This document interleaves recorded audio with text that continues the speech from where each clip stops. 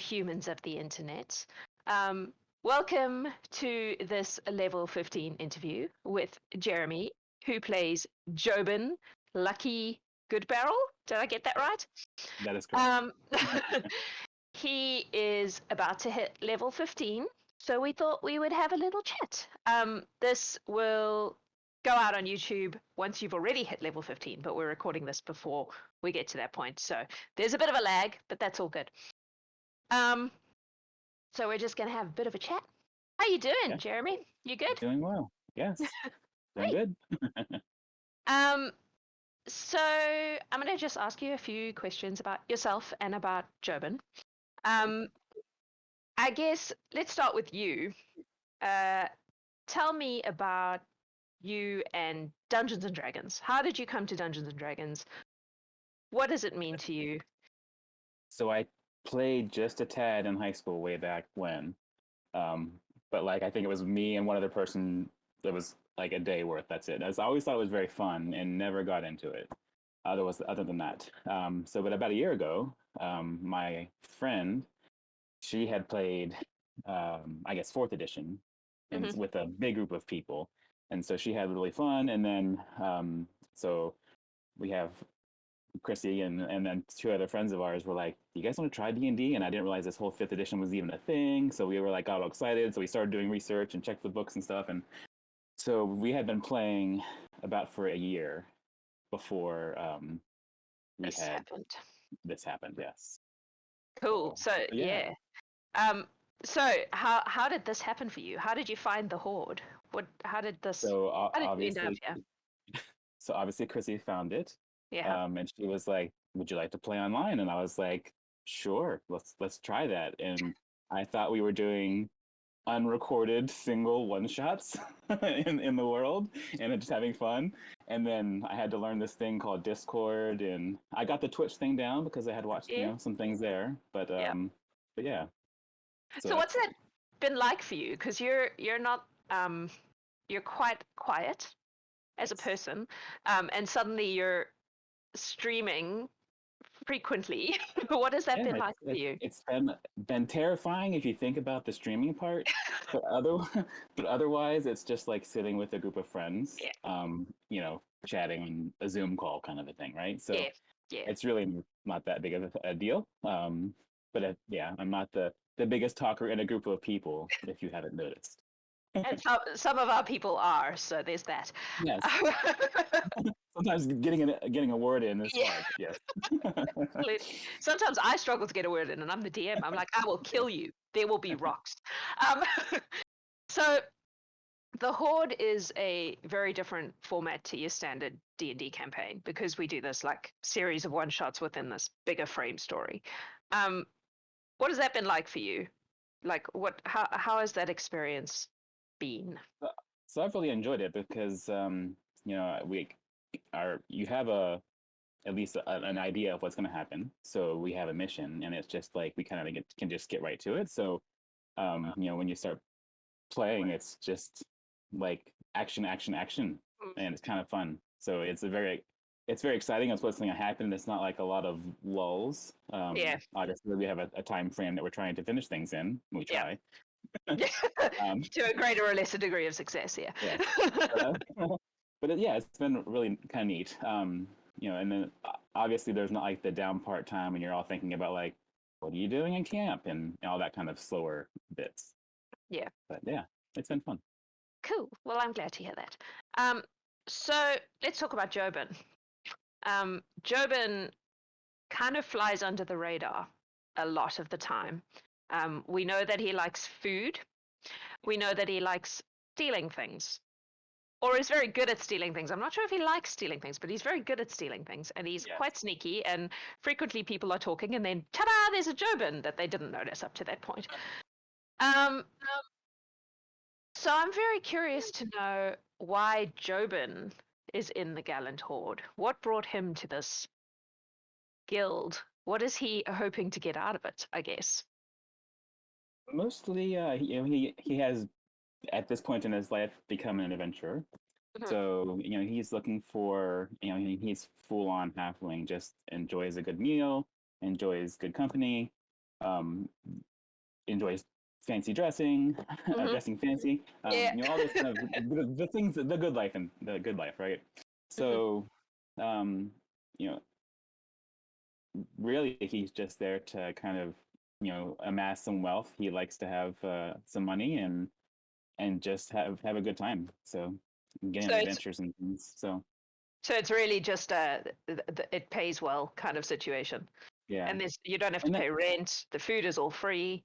correct. This is like a halfling's perfect world, right? Free food and free rent and just enjoy life. So, Occasionally, you to have do to it. go and put yourself in mortal danger. But Yes. So, all right. but Sorry, go ahead. Were you going to say something? oh, well, so he real and I was just trying to think about just more about Jobin in general, right? So Jobin, my kind of the backstory on Jobin is he was kind of an orphaned kid at his grandparents' meadery, and he kind of got picked up along the way by this traveling salesman. Oh, yeah. And so he kind of learned the tricks of the trade from that person with some of his charlatan ways. And then just kind of realized that he's good at gambling and he's good at making things, and kind of went down that road until he got into a little trouble and then had to kind of just go off on his own little adventures away from where he grew up. So, but Jobin's an arcane trickster, yeah, so he has magic. Correct. So do you have an explanation for where that came from? Or I is don't. it just No? It okay. feels like it's just gonna happen. Yeah. My mind was like he was just kind of like doing his own trickster thing and or his own thieving thing, and the magic just must have been imbued in him. It just happened. Kind of came out, and now That's he's discovering more and more. Yeah, which makes sense. He is surrounded by Yeah. a lot of magical people. Yeah. Despite the fact that he is generally pretty quiet, he does seem to be very much in the loop with people who are constantly seeking information and trying to figure out what's going on. So I am curious to know what Jobin thinks about the lady and what she's up to. So Jobin was worried about the lady at the beginning,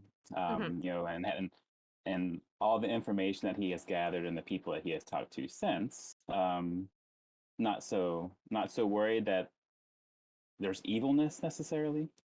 So so he's right feeling happier about it now than he was at the start.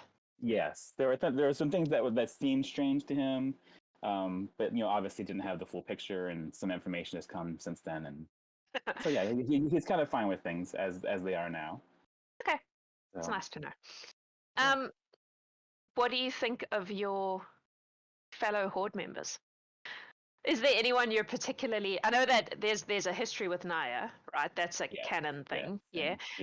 That predates the Horde. Yes, they found each other, and when he went off on his own adventuring, him and Naya became friends and just found each other, and then that's kind of how they both joined at the same time. Yeah. Okay. So, but apart from Naya, out of the people that you've kind of interacted with within this world, is there anyone that you're particularly attached to or feel connected to in any way? Well, I would say, I mean, he's not the chattiest person, obviously, but he's had good conversations with Zinkela and Murmur, and Miz and Elena. And then he really likes Hella. Yeah. But it's just like not quite sure how to approach Hella sometimes. Yeah. I think a lot of people have that problem with Hella. Yeah. I really like you, but I don't know how to talk to you. He's fascinated by Bomba, but Bomba is a little odd, I guess. Yeah. You could say that. Yeah. And then there's been so many other people that have joined so quickly too. Yeah. It's been it's hard to just keep track with everybody's. Yeah. No, you're right. It's grown very quickly. It's a bit bizarre for me also. But obviously those are the core people that I have been on most of my because they were all kind of the same sort of the OG group. Yeah. Is there anyone he really doesn't like? No. I was going to say he doesn't seem like the type who Yeah, just he is like doesn't. mad. He doesn't really keep grudges. You know, he may have an argument with somebody, but it would never really last. He's kind of a genuinely nice guy, very relaxed. Yeah. He's kind of lovely, to be honest, even though he keeps trying to rob everybody. Yeah, No, go ahead. yeah. He does enjoy like the gold so that he can buy his things that he likes. So, yeah. How much of it is gold and how much of it is proving he can do it? A little bit of both. Like when he's in the moment of gambling, he's like, "I bet you I can win." So the object of winning is kind of fun in that instance. But it's always nice to have a little gold. So that last mission where you got to gamble with cloud giants, who are famous gamblers, was right up his alley. Yes. I don't know if you know this about cloud giants, but they really, how do I put this? They object to cheating, but only if you're caught. So if you're not caught, they find it very admirable that you manage to cheat and not get caught. But if you do get caught, then it's like you're the worst person in the world. So Jobin really pulled that off. Yes. That worked out pretty well. I'm not sure if they even know that you cheated, but Yeah.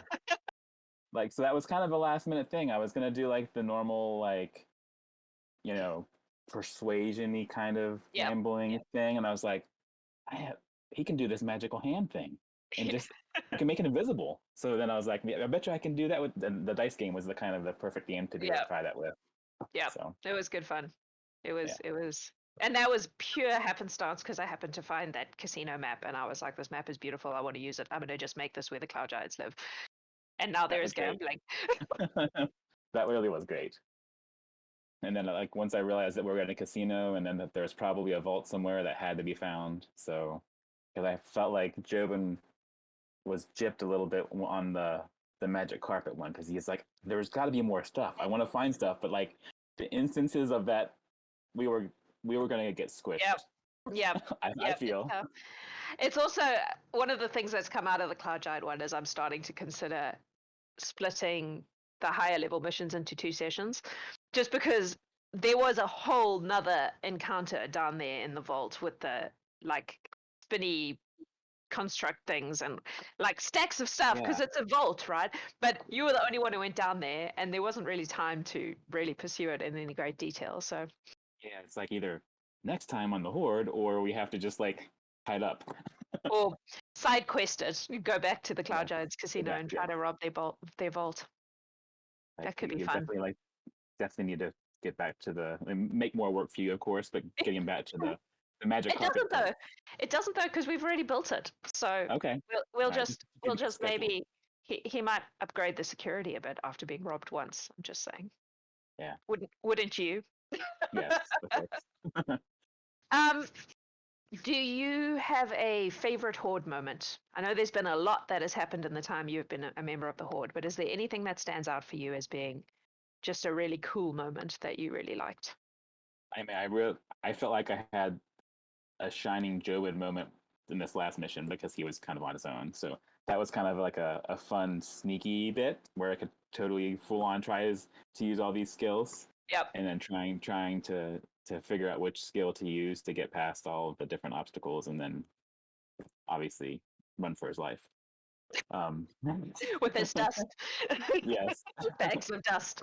Yes. But I really enjoyed I did enjoy the pirate mission a lot and the magic carpet one a lot, because those were his skill set, and you can be a little bit sneaky, and it's not just big open field of combat, which is fun, but also kind of not his skill set, right? Area of expertise. Yeah. I do find it funny that I keep making heist missions and the people who sign up for them keep being not the sneaky ones. Yeah. What's up with that? Yes, it's I guess yeah. Yeah. Do you have a favorite mission? Like if you had to pick one mission you've been on so far, which would be your favorite? I guess it was yeah, it's tough. I mean, this last one was just so much fun because we did so many different things, and obviously we had more. I think I used different skills this time than I had ever used before, so that was Yep. kind of really exciting for the Cloud Giants. Yep. But the magic carpet was the first time I felt roguish. Yeah, Before that's that, fair. and maybe kind of like a little bit of an. It was the fire giant one. Oh, yep. Yep, That the was chasm. Yeah. that was actually definitely kind of fun. I really wanted to just jump off the ledge and do a feather fall, but everybody else didn't seem to want to do that. But and then being sneaky around that guy and trying to persuade was kind of a fun time. Yeah. But yeah.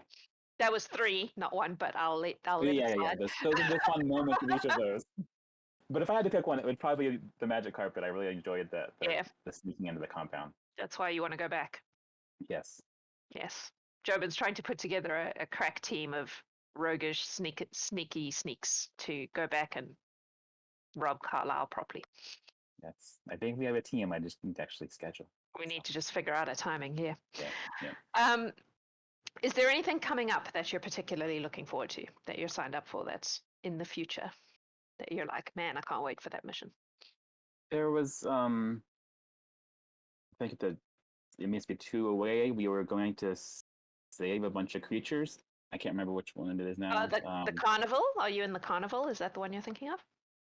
No? I don't think it's the carnival. I'd have to look now. Nerd Carnival. There's a lot. Yeah, the Canals? I don't know which ones you're in. I can't remember now. Mad Nose Carnival is the one where he has a bunch of fey creatures. Yeah, and maybe that's it. And then we're gonna free them. Yes, that's the okay. The brief. So that one seems So that one seems like we can definitely help to get them out. I'm looking forward to that one because I love fey things. In case you hadn't noticed, fey things are. Yes. There's good ones in everyone's. Like the Magic Apple one was so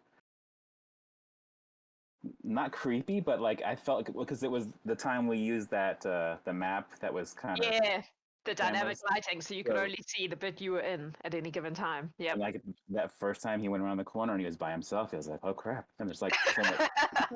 It's way creepier to be on this little square all by yourself to figure out what to do. So.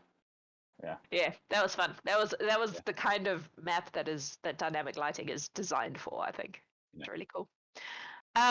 Is there anything that you would like to see that we haven't done?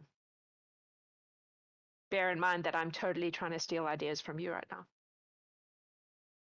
I mean,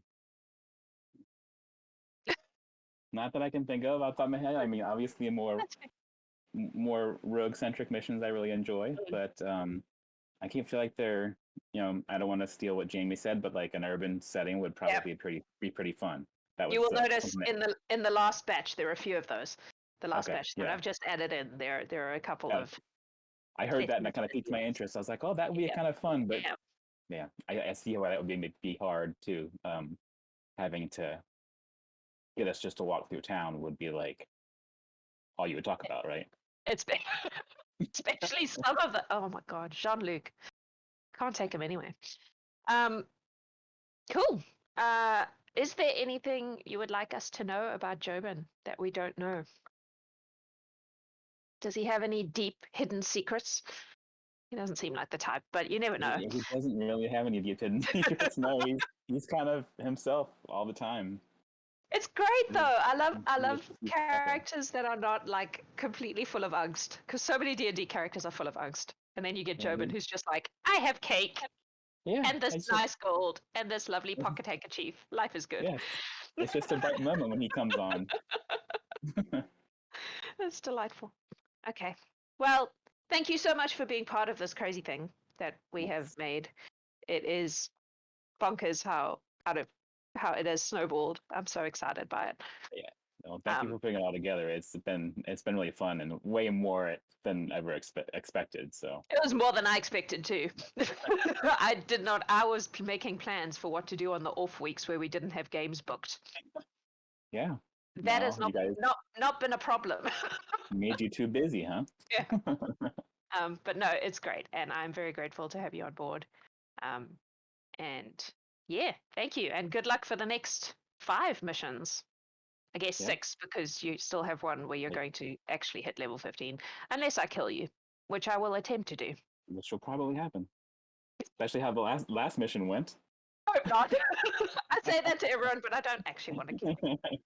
Not that that means that I will pull my punches, because I won't. Especially on that one, because you're Yes, I all noticed. high I level. ran. I ran. I think one more round of being stuck down in the basement, it would have been. It wasn't done. intended to be something someone did by themselves, but you tried anyway. Did. I commend your efforts. All right. Thank you so much for your time Thank you. today and for being part of this. You're awesome. And yeah, we will be airing this after at some point after the Demon's Bathhouse, where you will hit level 15 or die. And just before whenever your next mission is. So Awesome. thank you, and thank you everyone for watching and for being Thanks part of so much. this crazy thing. We love you. Have a beautiful day. Bye bye.